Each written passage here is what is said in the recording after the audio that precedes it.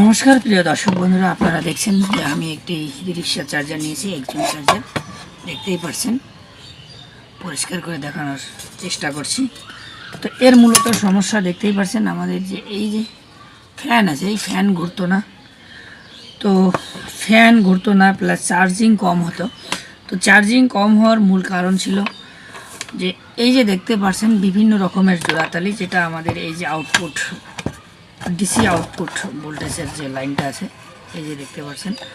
তো সেটাকে আমি সবার আগে কমপ্লিট করে নিলাম। যত সব জোড়াতালি ছিল, যে সব জোড়াতালি লাগানো হয়েছিল, কারণ একটু যদি কোথাও লুজ হয় তাহলে কিন্তু চার্জিং পুরোপুরি হবে না।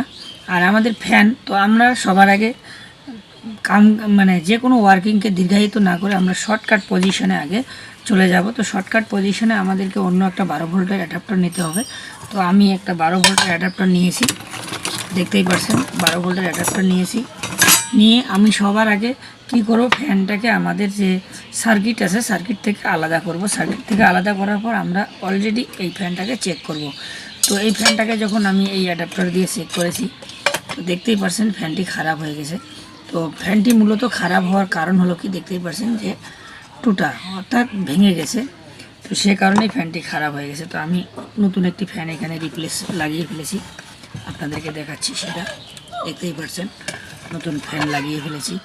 আর এখানে চার্জিং কম হওয়ার আরেকটি কারণ ছিল, দেখতেই পাচ্ছেন আমাদের এখানে যে একটা বুস্টিং পিএফ আছে, এই যে বুস্টিং পিএফ, এটা কিন্তু 3.15 হবে।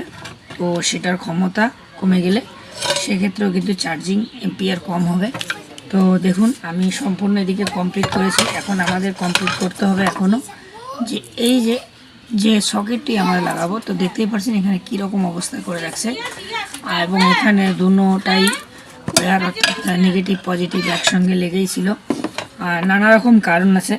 তো বন্ধুরা, আপনারা সবার আগে সব কিছুকে খুব সূক্ষ্মভাবে দেখবেন, কারণ ওয়ার্কিং যতটা কঠিন নয় তার থেকে কিন্তু বেশি কঠিন হয়ে যায় আপনাদের দৃষ্টিশক্তির কারণে অনেক কিছু কিন্তু এলোমেলো হয়ে যায়। তো দেখতে পাচ্ছেন আমরা আগে সঠিকভাবে এর নজরদারি চালাবো, কোথায় কী রকম সমস্যা থাকতে পারে সব কিছুকে সম্পূর্ণরূপে যখন আমাদের নজরদারি শেষ হয়ে যাবে, তারপর আমরা ওয়ার্কিং শুরু করব। হুট করে আপনারা যদি ছোট কাজটাকে বিশাল বড় আকারে ধারণ করান, সেক্ষেত্রে কিন্তু লোকসান আপনাদের হবে আর প্যারেশানিও অনেকটাই হয়ে যাবে। সেই জন্য আমি বলবো আপনাদেরকে, কারণ এই একজুম কোম্পানির যে সমস্ত চার্জার আছে, এটা কিন্তু খুব হেভি কোয়ালিটির চার্জার, খুব সহজে খারাপ হয় না। আর সেজন্য যদিও খারাপ হয়ে যায়, তো সেটা দেখবেন যে শর্টকাট কোনো রাস্তায় একটু খারাপ হতে পারে। বিশেষত এর তেমন মূল বস্তু খারাপ হওয়ার সম্ভাবনা খুব কম থাকে, কারণ এই চার্জারটি যত অটো চার্জার আছে, অটোমেটিক চার্জার আছে, সব থেকে কিন্তু এই কোম্পানির চার্জারগুলো খুব সুন্দর এবং হেভি। তো সে কারণেই সচরাচর এটা খারাপ হয় না। দেখতেই পাচ্ছেন এটা আমাদের গ্রাউন্ড অর্থাৎ আর্থিং, যেটা আমাদের আকাশ থেকে যে লাইটিং হয় সেই লাইটিং থেকে রক্ষা করার জন্য।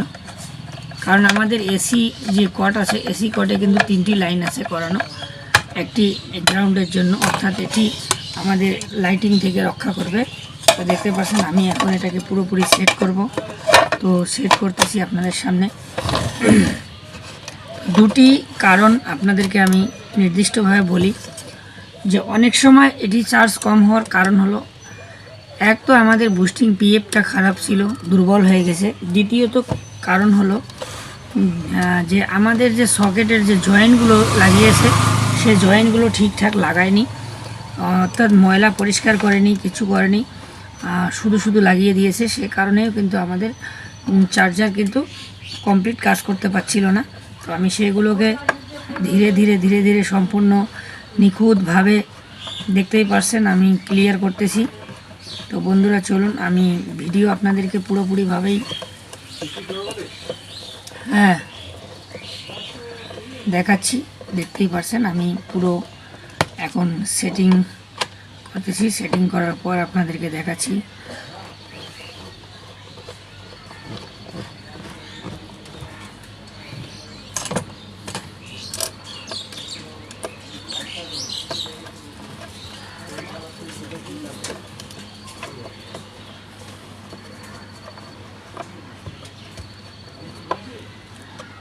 দেখতেই পাচ্ছেন যে এই চার্জারগুলোর মূল সমস্যা হয় যে এখানে গোড়ায় ভেঙে যায়, এই গোড়াটাই ভেঙে যায়।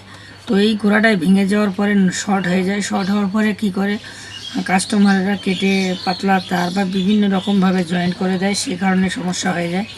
তো আমি এটাকে অরিজিনাল যেভাবে লাগানো ছিল সেভাবে লাগিয়ে ফেললাম, আর ফ্যান সমস্ত কিছু চেঞ্জ করে দিলাম। তো আমার কোনো ছোটোখাটো কাজ একটু বাকি রয়েছে, আমি সেটি আপনাদের সামনে বিস্তারিতভাবে দেখানোর চেষ্টা করব। দেখতেই পাচ্ছেন যে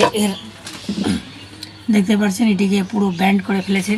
তো এটিকে ব্যান্ড করে রাখলে আমাদের অসুবিধাই হবে, সেজন্য আমি এটাকেও সঠিকভাবে যাতে সেট হয় সেই জন্য এটাকে একদম লেভেল করে নেব। দেখতেই পাচ্ছেন খুব সহজসাধ্য জিনিস।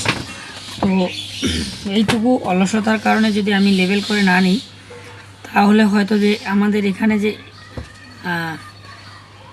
এলইডি বাল্বগুলো আছে যেগুলো আমাদের বিভিন্ন রকম সংকেত দেয়, অর্থাৎ এসি কানেক্ট হয়েছে প্লাস কত পার্সেন্ট চার্জ হয়েছে, সেগুলো হয়তো ঠিকঠাক মতো বেরোবে না, অর্থাৎ দেখা যাবে না।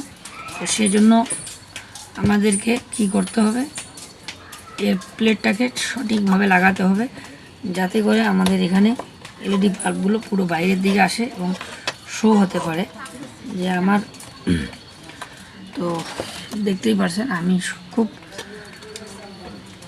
ফ্রেশ করে দেওয়ার চেষ্টা করতেছি যাতে করে কাস্টমাররা অনেক সময় অনেক রকমভাবে কী করে সেট করে সেটা আলাদা, সেটাকে দেখে আমাদের তেমন কোনো কাজ নেই। আমাদের কাছে যখন এসেছে তখন আমাদেরকে এটা পুরোপুরি সুন্দরভাবে সাজিয়ে দিতে হবে যাতে করে কোনো ধরনের অসুবিধার মধ্যে না পড়ে। তো সব সময় যে কোনো কাজকে খুব সুন্দরভাবে করবেন, কেননা সৌন্দর্যতায় অনেক সময় মানুষের একটা আকর্ষণ থাকে। যদি কাজটাকে অপরিষ্কারভাবে করা যায় তো অনেকেরই মন কি হয় সেইখান থেকে উঠে যায়। সেজন্য আমি বলবো যে একটু সুন্দরভাবে কাজ করবেন যাতে করে নিট অ্যান্ড ক্লিন হয় এবং পরিষ্কার পরিচ্ছন্নতা ঠিক মতো হয়ে থাকে। তো আপনারা দেখছেনই যে আমি কিভাবে এটাকে পুরো সেট করতেছি। কেটে কুটে আপনাদেরকে ভিডিও করে দেখাতে চাই না, কারণ যদিও আমার স্ক্রুপগুলো কেটে দেওয়ার প্রয়োজন, যে এগুলো তেমনভাবে কোনো প্রয়োজন পড়বে না, তো আমি তাও আপনাদের সামনে দেখিয়েই সেট করতেছি, কারণ এগুলোতে একটু সময় ব্যাহত হয়ে যায়, সে কারণে অনেকজনেই কেটে দেয়। তো আমি সেটাকে কেটে দিলাম না, দেখতেই পাচ্ছেন। তো এরপরে আমাদের যে কাজ হলো, এই যে দেখতে পাচ্ছেন এখানে সকেটটা লাগানো, তো এখানে আমাদেরকে একটু চেরাই করতে হবে, তারপরে আমাদের সকেটটিকে সুন্দরভাবে লাগাতে হবে। তো আমাদের চার্জার কমপ্লিট। ধন্যবাদ। আমার আগলে ভিডিওর জন্য আপনাদেরকে সবাইকে আমন্ত্রণ রইল। আর বন্ধুরা, যদি ভিডিও ভালো লাগে তো অবশ্যই লাইক কমেন্ট শেয়ারের মাধ্যমে আপনারা জানাবেন, এবং আমার চ্যানেল থেকে যদি আপনাদেরকে মনে হয় যে শিক্ষণীয় বিষয়বস্তুর উপর আলোচনা করা হয় তাহলে দয়া করে অবশ্যই সাবস্ক্রাইব করে দেবেন। ধন্যবাদ।